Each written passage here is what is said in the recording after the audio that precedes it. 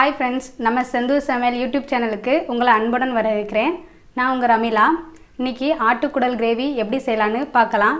நீங்கள் புது நபராக இருந்தீங்கன்னா நம்ம சேனலை சப்ஸ்கிரைப் பண்ணிக்கோங்க. பக்கத்தில் உள்ள பெல் ஐக்கானையும் கிளிக் பண்ணிக்கோங்க. வாங்க ஆட்டுக்குடல் கிரேவி எப்படி வைக்கலான்னு பார்க்கலாம்.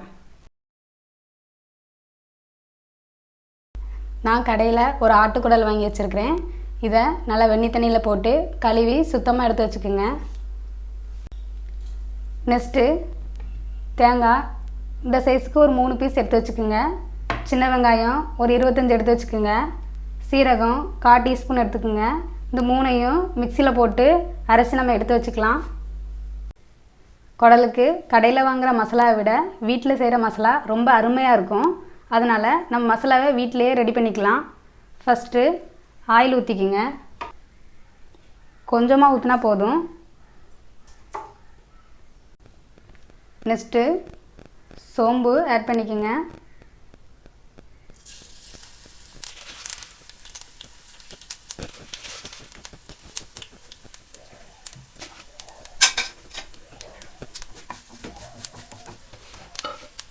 சோம்பு கூடயே வத்தலையும் ஆட் பண்ணிக்கலாம்.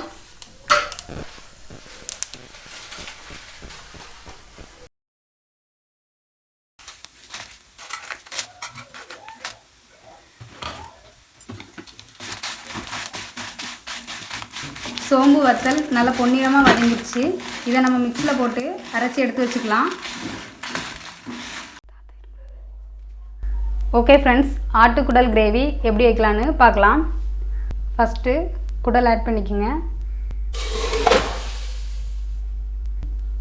குடலுக்கு ஏற்றவாறு தண்ணி ஆட் பண்ணிக்கலாம்.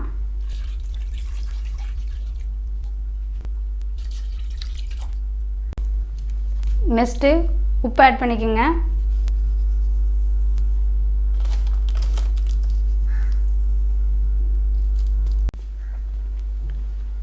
நெக்ஸ்ட்டு வெங்காயம் ஆட் பண்ணிக்கோங்க.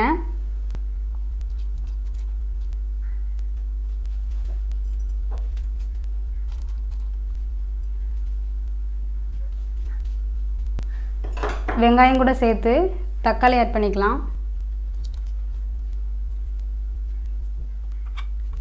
கொஞ்சம் கருவேப்பிலையும் போட்டுக்கலாம்.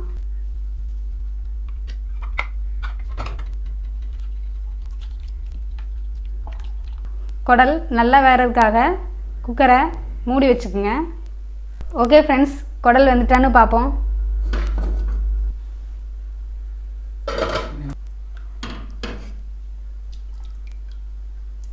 குடல் நல்லா வெந்துருச்சு.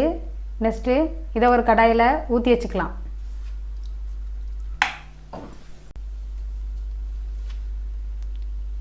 நெக்ஸ்ட்டு இஞ்சி பூண்டு பேஸ்ட்டு ஆட் பண்ணிக்கலாம்.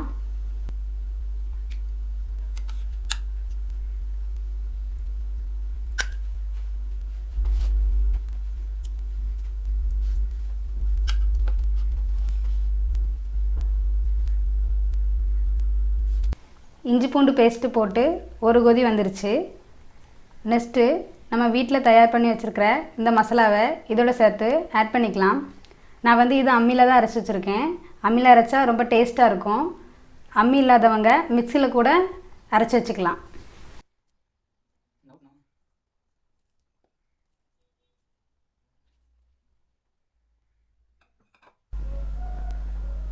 மசாலா ஆட் பண்ணியாச்சு.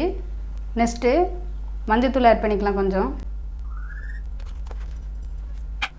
மஞ்சத்தூள் ஆட் பண்ணியாச்சு.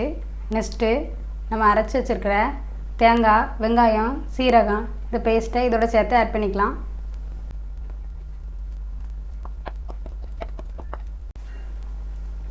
தேங்காய் ஆட் பண்ணியாச்சு. ஒரு 10 நிமிஷம் அப்படியே கொதிக்க விடுங்க. ஓகே ஃப்ரெண்ட்ஸ், 10 நிமிஷம் ஆயிடுச்சு. நெக்ஸ்ட்டு மிளகுத்தூள் ஆட் பண்ணிக்கலாம்.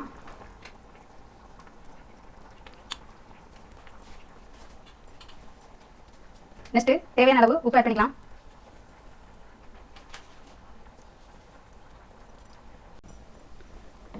அப்படியே கொஞ்ச நேரம் நல்லா வத்த விடுங்க.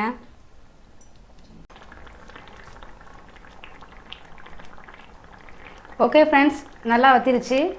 இது பார்க்க கலர்ஃபுல்லாக இருக்காது. ஏன்னா கிராம சைடு இப்படி தான் வைப்பாங்க. இதை டேஸ்ட் பண்ணி பாருங்கள், ரொம்ப அருமையாக இருக்கும். வாசனைக்காக நம்ம தாளித்து ஊற்றிக்கலாம்.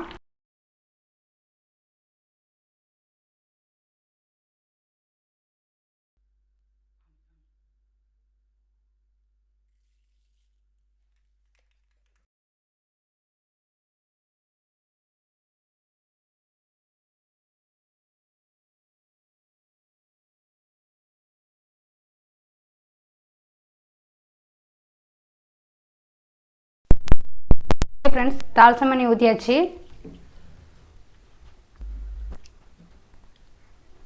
குடல் கிரேவி எப்படி இருக்குன்னு டேஸ்ட் பண்ணி பார்ப்போம்.